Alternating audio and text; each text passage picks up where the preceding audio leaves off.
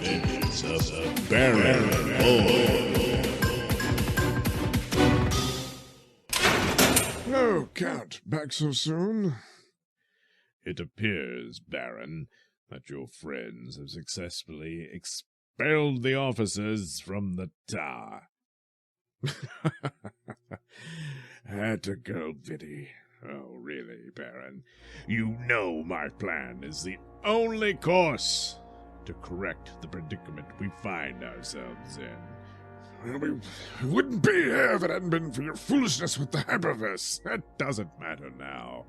Baron, you know we have to resolve this. And since your friends are denying me your tower, well, now it all falls to you, doesn't it?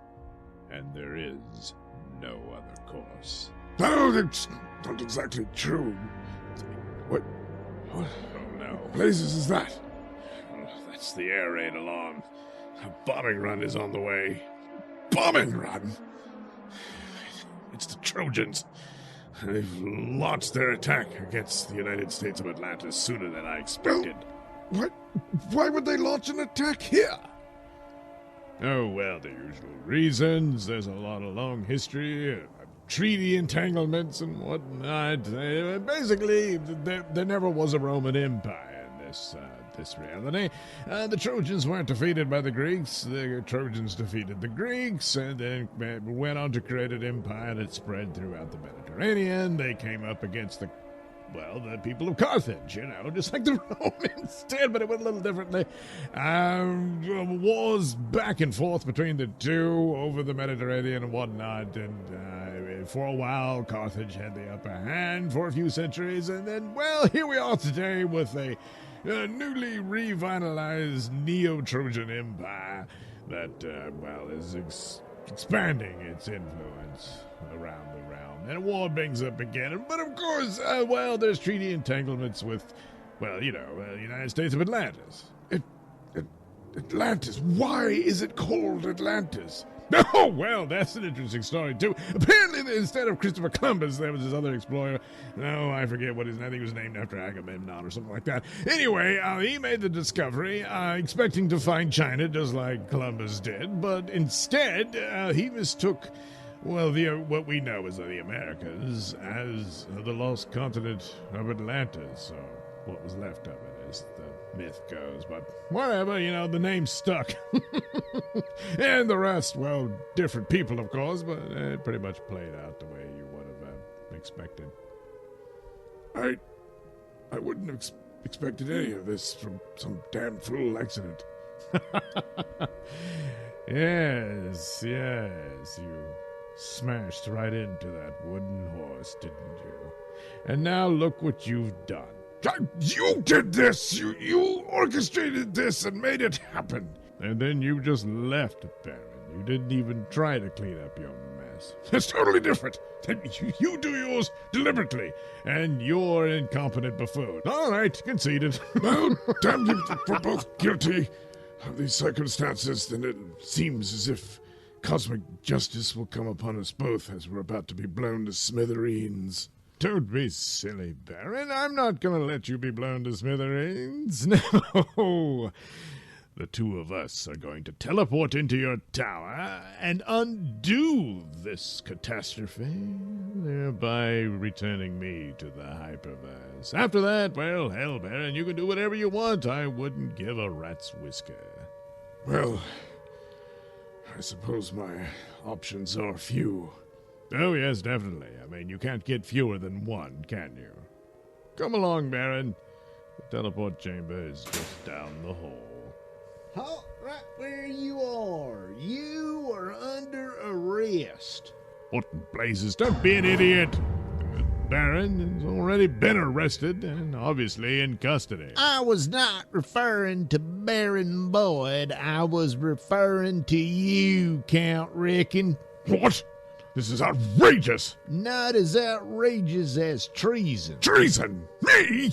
Well, and after all I've done for this nation. Yeah, the things you've done, all that super duper pooper scooper technology got a lot of people curious, and we just suddenly realized, hey, We don't know where in the hell this guy came from, and we looked into it. Along the way, we found out you've been selling some of that technology to the Trojans. You sold technology to their enemies? No, that's crazy. Don't be silly. Yeah, well, when we heard the two of you talking about being from some other dimension or whatnot, well, our suspicions were piqued a little bit more, and we realized that your teleportation technology bears a striking resemblance to the disintegrator ray systems that the Trojans employ against us. So, you overheard us. Well, your conversation about all your secrets began right in the middle of the tribunal chamber. Oh, yeah, that's right. Well, now who's the incompetent buffoon, Count? Well, look, I needed money. I had to get around in this new world. So basically, I cannibalized the omnibus, a lot of the elements there that they could expand upon. Turns out they're really quite advanced already. Their 20th century, from our reckoning, took place actually in the 16th century. It's really quite fascinating. But anyway, look, circumstances, you understand. Yeah, well, you can tell it to the tribunal, so you're under arrest, reckon? Very well. I suppose it's only appropriate that I hand in my ID card. Huh? Oh, yeah, well, I mean, look, it was already going to be reprogrammed so it couldn't unlock any of the cell doors, security locks in the complex, but, yeah, go ahead and hand it over right here. All right. Here it is.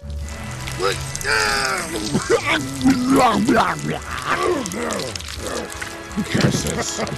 Come now, Baron.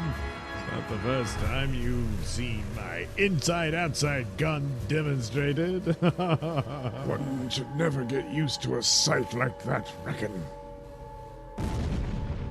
Oof, the bombing's getting closer. Our time runs short, Baron.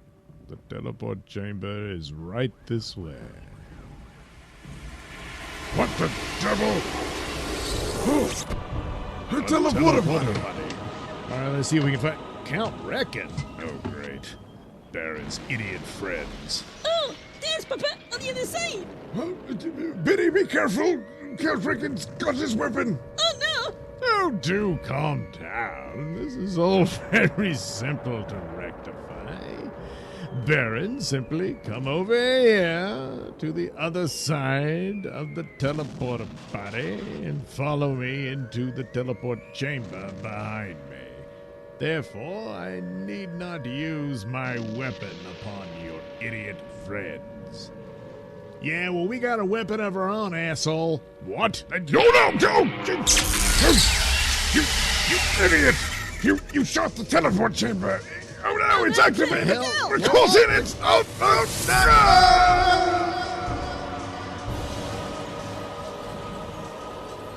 Oh, no. Papa, Cliff, and Lala, they are gone. Oh no, have we seen the last of Cliff, Russell, and Lola Montgomery? Find out in the next exciting episode of Baton Void. You have been listening to Baton Void, written, produced, and performed by me, Douglas Nelson. Music comes courtesy of Kevin MacLeod and other public domain sources.